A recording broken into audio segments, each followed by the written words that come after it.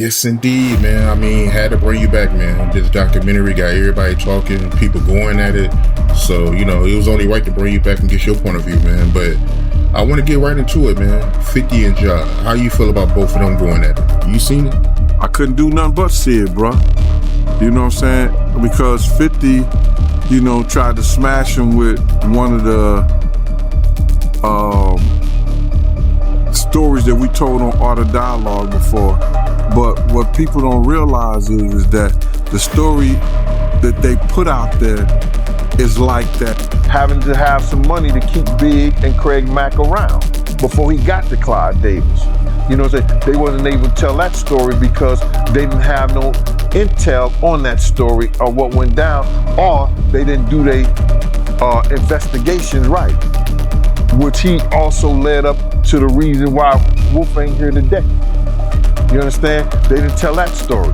They didn't tell a story about Jessica Rosenbaum, who was at the City College situation. You understand? When it was Puff, Heavy D, and Jessica. And that was the Valley Mob. That's the only way. Wolf ended up losing his life behind Puff and his bullshit. And people they didn't even put that in the document. Wolf ended up losing his life behind. The Diddy documentary has sparked intense debate, shaking the entertainment world and putting powerful figures under the spotlight. While the film claims to reveal hidden truths, one important voice is missing. Gon Deal, a longtime critic of Diddy's inner circle. Gene says that key material was intentionally left out, raising questions about how complete the documentary really is. Many wonder why someone with first-hand knowledge was excluded from a project meant to show the full story. Some assume Gene chose not to participate, but he strongly denies this. He says early conversations made it clear he was expected to join, with plans to cover business dealings, personal history, and street-level realities. But according to Gene, everything changed once money, control, and decision-making came into play. Promises didn't match actions, and the real power behind the project turned out to be very different from what was advertised. That, he says, explains why certain voices and certain truths never made it to the screen. Yeah, man. I mean, I had to bring you back. This documentary got everyone talking, man. A lot of people want to know why you wasn't in it, man. Well, first and foremost, I thought I was going to be in the documentary at first until I started talking to that director. I think her name is Stapleton. I don't know her name. The right here, I don't know, man. Me and 50 talked like 45 minutes.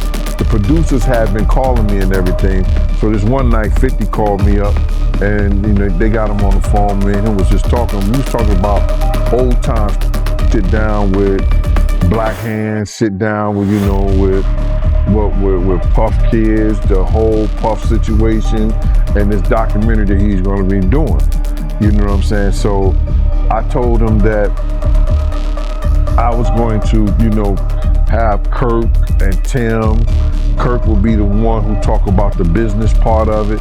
Tim will be the one who talk about the growing up phase with Diddy and everything and over there working in the record industry with him and stuff like that. They was like family. And I was going to talk about, the street stuff, what was going on with Bad Boy, with the security, with Wolf, with the City College, with, the time that I knew about when I was with him up until about early 2004 or something like that. But basically the streets and then the traveling with him and the atmosphere and everything, and then go back into the Notorious Big stuff with the Tupac and the whole 9 years, all the stuff that I knew. You know what I'm saying? So we was talking, and he sounded like, yo, listen here, they gonna spare no expense with this whole documentary. I said, all right, cool. So what I did was I spoke to Tim and I spoke to Kirk Burrow. And I was like, yo, because I had Tim's number. Tim didn't know how to get in touch with Kirk. Kirk didn't know how to get in touch with Tim. But Kirk was trying to tell me, give him the number with Tim. I said, nah, I ain't doing that.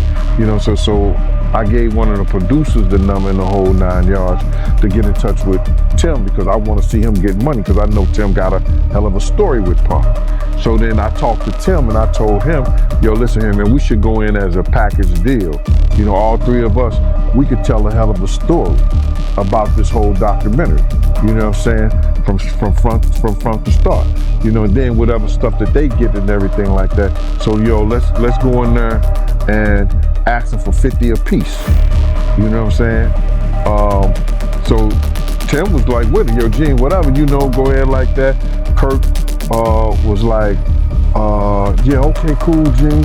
You know, it was like a general census that we was gonna do this in a whole package deal. You know what I'm saying? And then I started speaking to the producers and everything like that, because 50 had told me himself that they was going to spare no cost in doing this because he wanted to tell the story, and he wanted to tell the story like it was supposed to be told and everything like that. I said, yeah, okay. So then the director, I gotta get her name, man, because it don't even sound. I want to put her on blast because she was telling me, you know, she was saying to me that what I was asking for was crazy and they wasn't spending money like that. I'm talking about you got footage, you got clothing, you got, I was doing footage, I had pictures, all the stuff that I had, you know, you could figure out a way to pay a brother and stuff like that. And then I was telling her about some prices that I've already received and I had the invoices to show it. And then she was calling me like I was lying. I'm like, yo, who do you think you talking to? You know what I'm saying? And she was talking about, you know, there's no way nobody paid. Nobody what? I say, first of all you people come with these documentaries and stuff, the first thing you tell me, y'all tell these people out here that y'all don't pay, and y'all pay. If you can make a picture look like $10,000, $15,000, you know what I'm saying? You can sit here and tell me that you gonna pay me for my time sitting right down here with y'all. You understand? So then, you know, one thing led to another, and I was like, yo, all right, well then, you know, F you, you know, I spoke to 50, and then she said 50, and this is exact words that came out her mouth. 50 does not determine what goes in and goes out of this documentary. And he definitely don't pay. He determine what somebody get paid. It's not his documentary like that. I was like, oh, so if it's not his documentary and I spoke to him like that, I don't need to be doing nothing with you because I'm doing this on the strength of him. But you gonna pay me if I do it. So it went back and forth, you know what I'm saying, for a little bit, and then they had Kirk Burroughs giving me calls and everything like that. What are you calling me for? Gene Deal has started calling out what he says were major omissions in the documentary series, and one stands out above all: the death of Diddy's longtime bodyguard, Anthony Wolf Jones. According to Gene, Wolf was more than just personal security. He was the key figure in managing movement, protection, and high-risk decisions during Bad Boy's most chaotic years. Yet, the documentary barely mentions him or what happened to him. Gene challenges the version of events quietly suggested in the series, disputing claims about responsibility and rejecting the idea that a single incident caused the entire East Coast-West Coast conflict. He says that framing oversimplifies the situation and distracts from where accountability truly lies. What makes Wolf's absence even more troubling, Gene explains, are the warnings he allegedly gave that were ignored. Wolf reportedly sensed danger early, refused to travel without strict security, and repeatedly voiced concerns. Safety was always his priority. Gene argues that if someone as central as Wolf can be minimized or erased, it raises a serious question. What other details were softened, skipped, or left out to protect a preferred story? Wolf had already told, Anthony Wolf Jones had already told them, if you're not taking two tour buses of my from the Valley, that's Co-op City in the Bronx, the Valley in the Bronx, if you're not taking these 2 tour buses of my niggas out there, I'm not going. Had told Puff them, had told Kirk Burroughs. You understand? I went down there and Kirk Burroughs called me up. He said, yo, Gene, you and Wolf I got y'all tickets to LA. I said, all right, cool. So I go down there and I pick up the tickets to LA. I got Wolf ticket. I got a Wolf ticket. So I'm calling Wolf up. I said, yo, Wolf, I got your ticket to go to LA. Wolf said, I ain't going. I said, what you mean you ain't going? He said, yo, Gene, I ain't gonna tell you how I'm making I ain't gonna tell you how to make your money, but I'm gonna let you know this. I told Puff them if they wasn't gonna take 2 tour buses of my niggas out there with us, I'm not going. Wolf is the head of all the functions that has to do with Puff dealing with security. I have my own contract with Puff, yeah.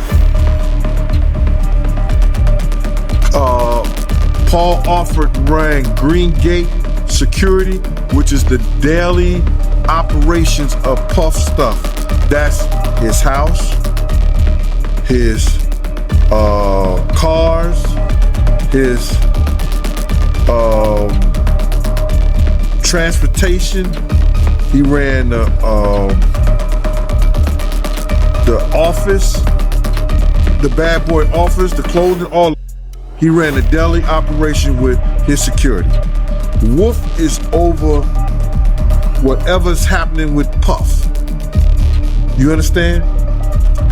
Wolf tells Puff them and tell Kirksboro them, no, if y'all not going out there right, nobody should go out there at all. Kirk calls me, I said, yo, Gene, you gonna go? I said, yeah, I'll go, bro. He said, Gene, I said, yo, dog, but we shouldn't be going out there. I tell Kirk the whole, yo, Gene, all y'all gonna be doing is going to the studio and y'all gonna go to Soul Train and go to the studio. Y'all not hanging out, y'all not doing nothing. All me and Puff did when we went there that month was hang out. And I told people all the time, and I said in the documentary before, I thought this kid had a death wish, because all we did was hang out. We never saw Big at not one of the events that me and him went to. The House of Blues, movie theaters,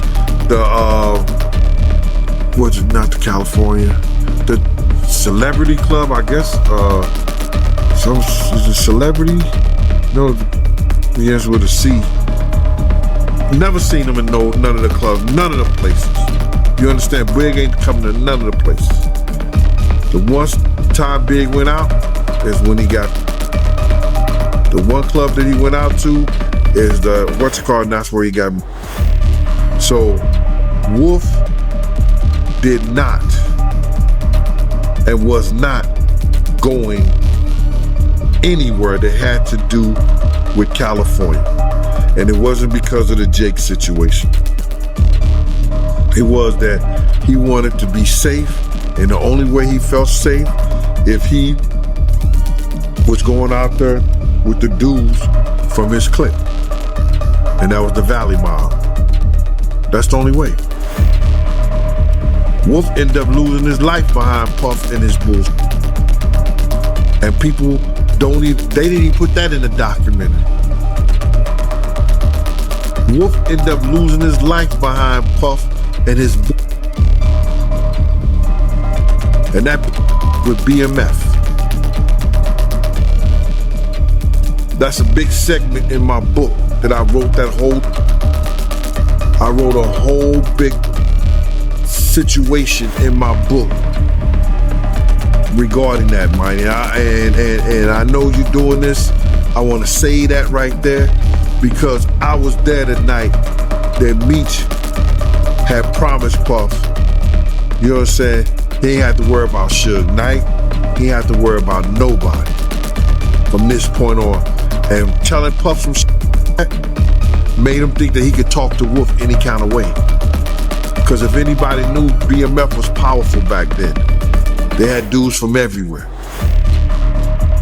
And Meech telling him he ain't have to worry about nobody no more. It made Puff think that he could tell Wolf that he didn't need Wolf no more.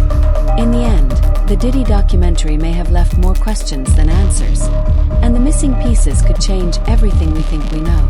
With voices like Gene Deal speaking out, the hidden truths behind the story are finally coming to light. How much was real and how much was shaped to fit a narrative? The full story might still be waiting to be told. Stay tuned, hit like, subscribe, and share your thoughts because this conversation is far from over.